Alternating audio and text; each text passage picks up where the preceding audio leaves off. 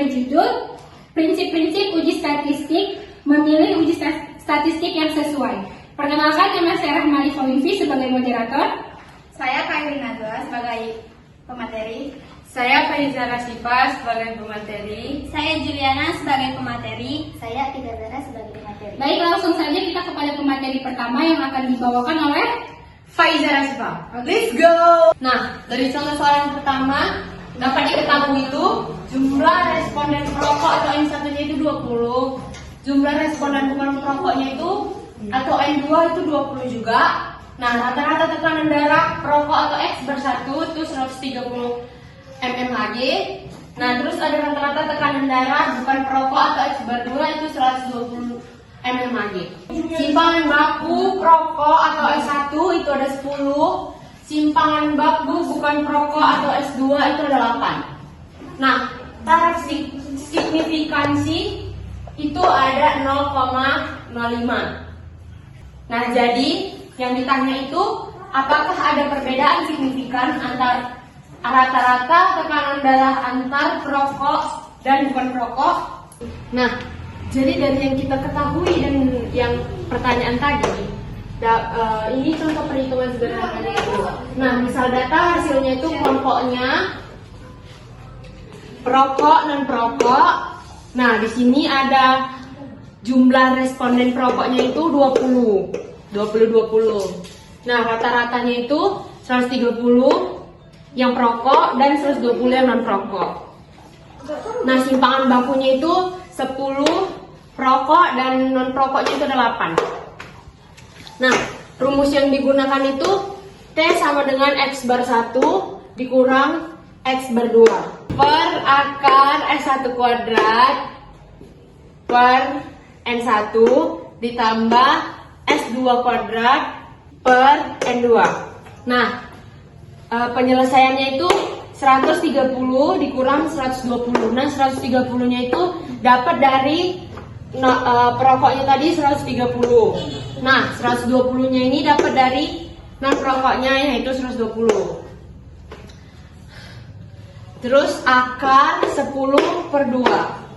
10-nya itu kita dapat dari simpangan baku yang pertama, perokok itu ada 10, yang akar 20. 20 ini jumlah respondennya ada 20. Ditambah 8 kuadrat. 8 kuadratnya itu dapat dari jumlah simpangan bakunya. Terus 20-nya kita dapat juga dari responden non perokoknya. Nah, ini terus 130 dikurang 120 itu hasilnya 10. Nah, 10 per akar 100 per 20 tambah 64 per 20. Kenapa bisa 100? Karena 10 kuadrat itu jadi 100 dan 8 kuadrat itu jadinya 64. Nah, ini tetap dituruni 20-20-nya. Jumlah respon perokok dan non perokoknya.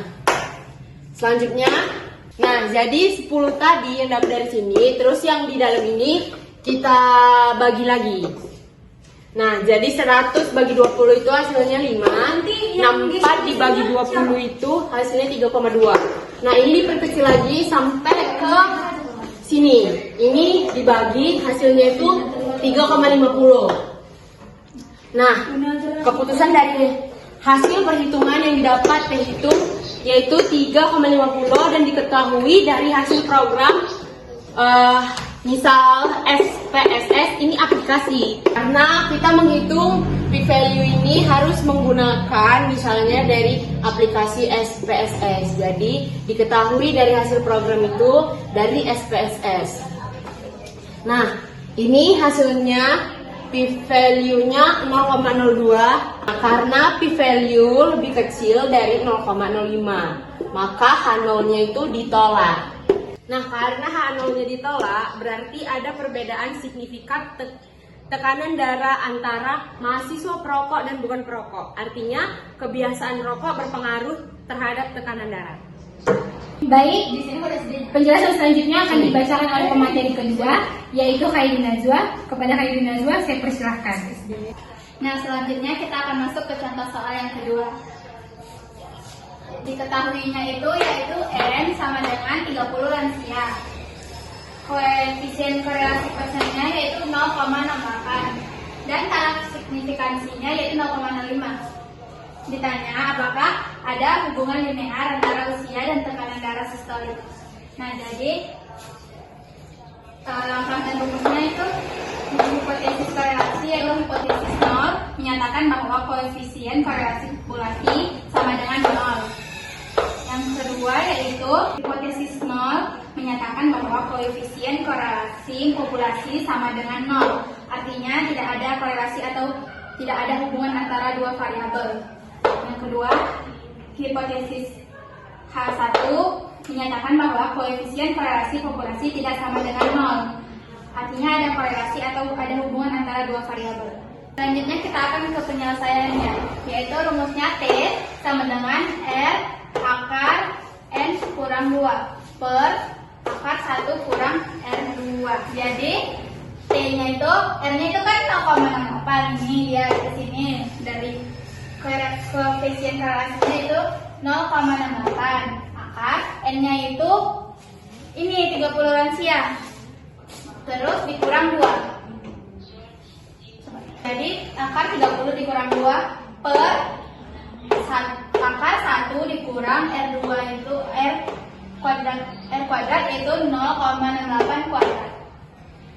Nah, jadi T yaitu 0,8 dikali 28 yaitu 30 dikurang 2 sama dengan 28 per akar 1 dikurang 0,68 kuadrat itu yaitu 0,4624 sama dengan 0,68 dikali akar 28 itu 5,29 per akar 1 dikurang 0,4624 yaitu 0,5376. Jadi sama dengan ini dikali ini yaitu 3,597 per akarnya ini dari 0,73335. Jadi hasilnya yaitu 4,90.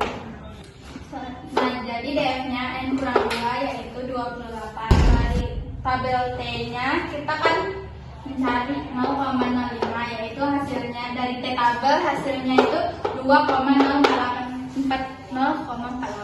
Selanjutnya kita mencari DF-nya yaitu N, di mana N itu adalah 30 dan dikurang 2 jadi 28. Dan dari tabel T alfa sama dengan 0,05 yaitu 2 sisi menjadi 0,025. Dari tabel itu terdapat 2,048.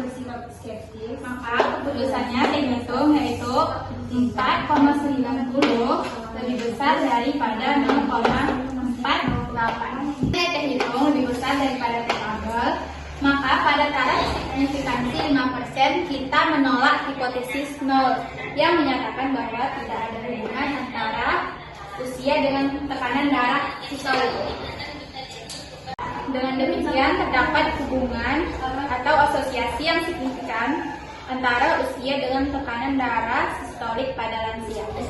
Selanjutnya, pembahasan contoh soal yang ketiga akan dibacakan oleh pemateri ketiga, yaitu Juliana. Kepada Juliana, saya persilakan. Nah, di sini saya akan menjelaskan contoh 3 yang soalnya apakah ada hubungan antara status gizi bayi atau kurang dan dengan kejadian anemia ya atau tidak pada remaja putri. Di sini sudah ada tabelnya. Saya di sini memakai rumus C-square yaitu X2 yaitu nilai C kuadrat hasil akhir dari perhitungan uji C-square.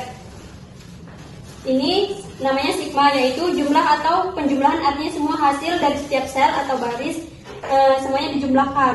Dan yang ini O dikurang E kuadrat 2 yaitu komponen perhitungan tiap sel selisihnya dikuadratkan agar hasilnya positif, lalu dibagi nilai harapan untuk menyesuaikan skala. Dan yang terakhir, E, yaitu expected, nilai yang diharapkan atau nilai teoritas yang dihitung berdasarkan proporsi total baris dan kolom. Nah, di sini langkah pertamanya yaitu formula EIJ, yaitu rumusnya total baris dikali total kolom.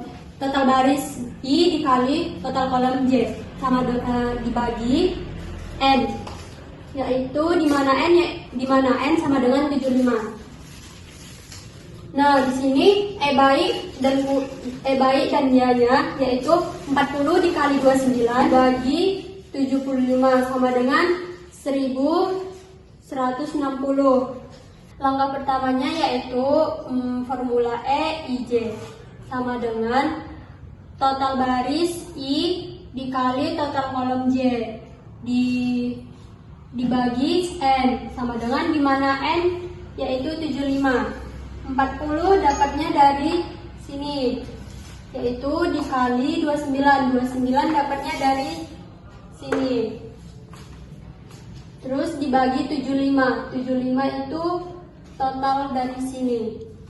Hasilnya 1160 dibagi 75 dari total yang ini.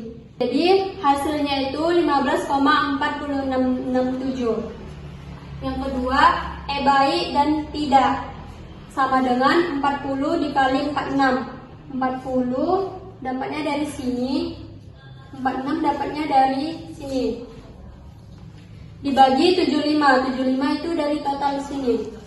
Sama dengan 24,533. Selanjutnya E kurang dan ya sama dengan 35 dikali 29 dibagi 75. 35 dapat dari sini dari total, 29 dapat dari ini, 75-nya dari total yang ini. Jumlahnya sama dengan 13,533. Dan yang terakhir E kurang dan tidak sama dengan 35 kali 46 dibagi 75. 35 dari sini, 46-nya dari sini, dan 75-nya dari total ini. Sama dengan 21,4667. Selanjutnya kita masuk ke langkah 2, yaitu kita memakai rumus tiap sel, yaitu 0 kurang E. Di sini kita memakai rumus tiap sel, yaitu 0 kurang E kuadrat 2 sama dibagi E. Yang pertama, baik dan ya sama dengan 11 dikurang 15,4667 kuadrat 2 lalu dibagi 15,4667. 11-nya itu dapat dari sini, dan yang 15,4667-nya itu dapat dari hasil yang ini. Maka dapatlah hasilnya 1,2899. Yang kedua, baik dan tidak, yaitu sama dengan 29 dikurang 24,533 kuadrat dibagi 24,533. 29 dapat dari sini, 4,533-nya dapat dari hasil yang ini. Hasilnya 0,8132. Yang ketiga, kurang dan ya sama dengan 18 dikurang 13,533 kuadrat 2 dibagi 13,533. 18-nya dapat dari sini, dan 13,533-nya dapat dari hasil yang ini. Maka hasilnya 1,4742. Yang keempat, kurang dan tidak, yaitu sama dengan 17 dikurang 21,4667 kuadrat 2 dibagi 21,4667. 17 dapat dari ini dan 21,466 dapatnya dari jumlah yang ini. Maka hasilnya 0,9294. Selanjutnya kita ke langkah yang ketiga, yaitu jumlahkan komponennya dulu. X2 sama dengan 1,2899 ditambah 0,8132 ditambah 1475 1,4742 ditambah 0,9294. Nah, ini dapatnya dari keseluruhan ini, dari jumlah yang ini. Maka hasilnya 4,5068. Di sini ada derajat kebebasannya atau DF. Untuk tabel 2 kali 2 sama dengan 2 kurang 1 dan 2 kurang 1. Hasilnya 1. Nah, di sini P value-nya DF1 untuk X2 sama dengan 4,5068 adalah sekitar 0,0338. Kesimpulannya, dengan alfa sama dengan 0,65, P sama dengan 0,0338 lebih kecil dari 0,05. Maka tolak H0. Nah, arti dari kesimpulan ini adalah ada bukti statistiknya, yaitu asosiasi antara status gizi dan kejadian anemia pada data ini, atau dikelompokkan status gizi berhubungan dengan kejadian anemia tersebut. Baik, materi terakhir akan dibacakan oleh pemateri keempat, yaitu Atika Zahra Harahap. Kepada Atika Zahra, saya persilakan.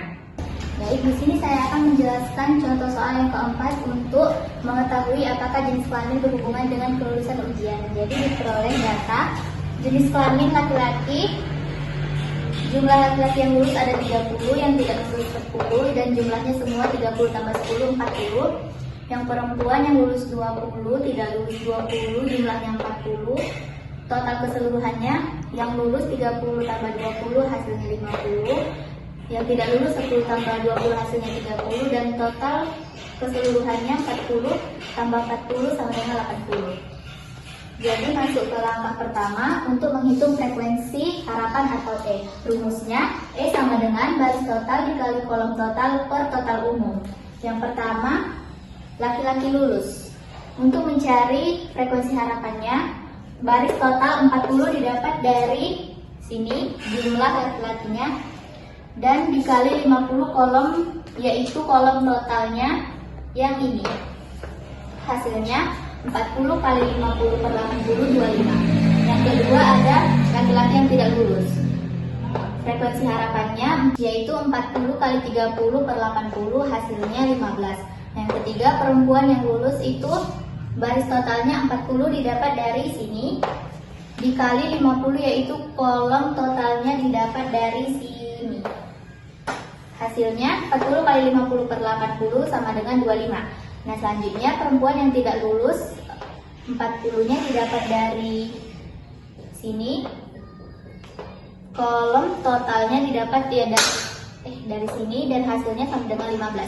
Nah, selanjutnya langkah keduanya menghitung nilai chi-square-nya. Nah, rumusnya X kuadrat sama dengan sigma 0 O dikurang E pangkat 2 per E.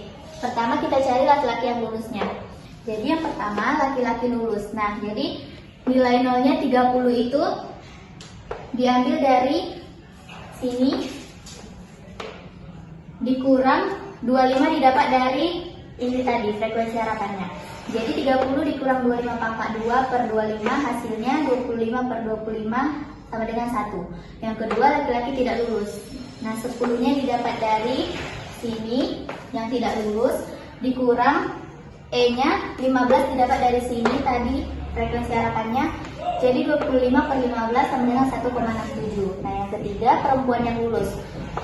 O-nya 20 didapat dari sini, perempuan yang lulus ada 20, dikurang E-nya 25 didapat dari perhitungan yang ini, sama dengan 20 dikurang 25 sama dengan minus 5 pangkat 2 per 25, hasilnya 25 per 25 sama dengan 1. Selanjutnya perempuan yang tidak lulus. Jadi ini 20 didapat dari hasil perempuan yang tidak lulus, dikurang 15 itu hasil dari yang perhitungan frekuensi harapannya, per 15 sama dengan 5 pangkat 2 kurang 15 itu 25 per 15 sama dengan 1,67.